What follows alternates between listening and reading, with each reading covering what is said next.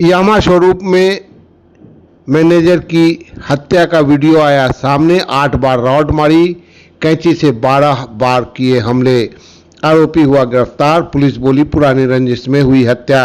नमस्कार, the real Mithila में आपका स्वागत है। दरभंगा में यामा शोरूम के एक कर्मचारी की शॉकर रॉड से और कैंची से हमला कर हत्या कर दी गई। मृतक की पहचान 30 साल के मोहम्मद फैज अहमद के रूप में हुई है। फैज यामा शोरूम का मैनेजर था। वारदात का सीसीटीवी वीडियो भी सामने आया। सीसीटीवी में मोहम्मद फैज अहमद शोरूम में कंप्यूटर पर काम कर रहा था। फैज को इसी दौरान एक युवक हाथ में लोहे की रॉड लेकर अंदर प्रवेश करता है और सिर पर हमला कर देता है। आरोपी ने 12 सेकंड में मृतक के सर पर 8 बार रॉड से वार किया। इसके बाद उसने सीने पर करीब 12 बार कैंची से हमला किया। इस दौरान फैज पूरी तरह से लहूलुहान हो गया और उसकी घटनास्थल पर ही मौत हो गई। घटना अशोक पेपर मिल थाना क्षेत्र के चंदनपट्टी स्थित यामा शोरूम की है। वारदात को अंजाम देने के बाद आरोपी आराम से फैज की स्कूटी लेकर फरार हो गया।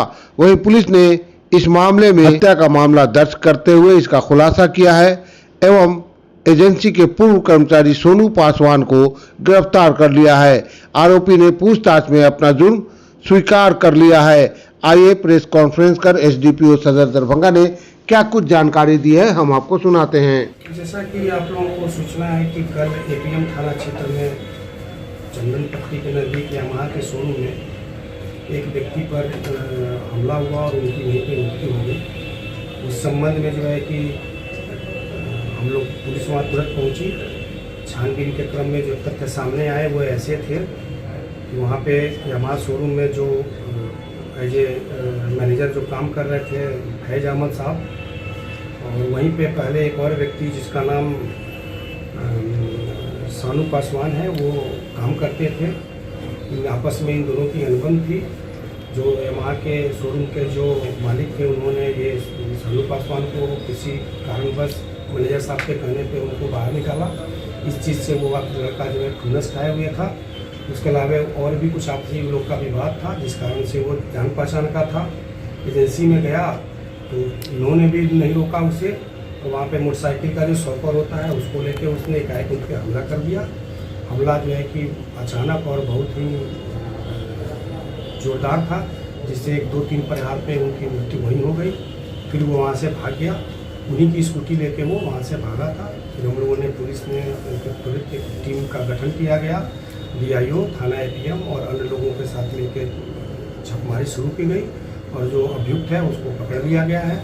जो उनकी स्कूटी थी भी बरामद कर ली गई है। जिस लोहे के रॉड और कैंची से उसने हमला किया था वो भी बरामद हो गया है और उसको जो अभियुक्त है उसको हम लोग न्यायिक हिरासत में भेज दिया। कहाँ से बर्तन कहीं रॉड और कैंची वहीं था, वहीं पे उसने वार किया और वहीं पे छोड़ के उसको स्कूटी उनके लेके भाग गया था। स्कूटी और लड़के को हम लोगों ने, जो अपराधी है उनको हम लोगों ने उनके घर के पास से हम लोगों ने पकड़ा। फिर उसके निशानदेही के आधार पर स्कूटी हम लोगों ने बरामद किया और उन्हें अपने स्वकृति बयान में भी यही चीज़ बताया है कि आपसी विवाद में उनको खुन्नस था और वो समय का तलाश कर रहा था, मौके की तलाश कर रहा था।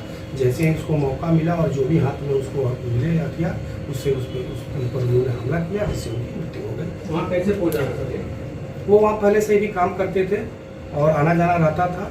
कुछ पैसे को भी लेन देन थी उनकी, तो इसलिए जो ये फैज साहब थे उन्होंने रोका भी नहीं होगा और वहाँ जाके वो काम भी करता था। 2-3 महीने पहले वहाँ से हटा था, बीच बीच में आते जाते रहता। सर, घटना के दिन जो कोई व्यक्ति की बात ऐसी नहीं है, वो आते जाते रहते थे। एक और वहाँ पे जो मैकेनिक है उसने बताया कि वो 1 घंटा पहले से वहाँ गया था और कुछ काम कर रहा था। फिर उसने मोटरसाइकिल शॉकर जो पुराने थे उसकी कुछ मांग की कि अगर ये आप हमको दे दें, तो इन्होंने मना कर दिया। लेकिन उसको खुन्नस पहले से थी, उसने पहले से था, उसको गुस्सा था और जैसे ही उसके हाथ में वो शॉकर मिला उसने उससे उन पर हमला कर दिया, जिससे उनकी मृत्यु हुई। तमाम शायद हो गया है सर, क्या कुछ लग रहा है देखने से किस तरह से काफ़ी बेरहमी से घटना जो घटना को अंजाम दिया गया वो अमानवीय है। ये समाज के लिए एक सोचने का विषय वस्तु है कि लोगों के मन में इतने आक्रोश कैसे रहते हैं एक दूसरे के लिए।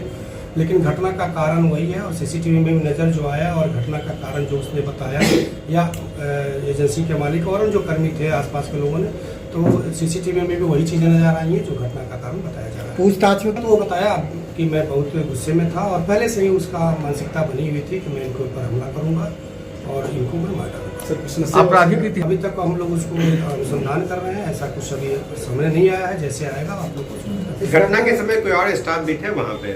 घटना के समय एक और मैकेनिक था जो काम कर रहा था, उसी ने वन डायल पे फ़ोन भी किया, अगल बगल के लोगों को बताया, जिसमें लोग दौड़ के आए। तब तक जो मृतक हैं उनकी स्कूटी को लेके अपराधी भाग चुका। लड़का नशे में भी था सर? नहीं, अभी तक नशे की संपुष्टि नहीं हुई है, बाकी हम लोग जाँच करते हैं। इस घटना में और कोई भी शामिल है? अभी तक तो ऐसा कोई नाम नहीं आया है, जो सीसीटीवी में नजर आया है वही भी आया है, और उनका अपराधी यही है और ये पकड़े जा चुके हैं, इनको न्यायिक हिरासत में भेजा जा रहा है। शोरूम में किस पोस्ट पे था, मैकेनिक था या फिर और क्या? अभी ये किसी पोस्ट पे काम नहीं कर रहे थे, पहले काम कर रहे थे, वहाँ से निकाल दिए गए। क्या कुछ कार्रवाई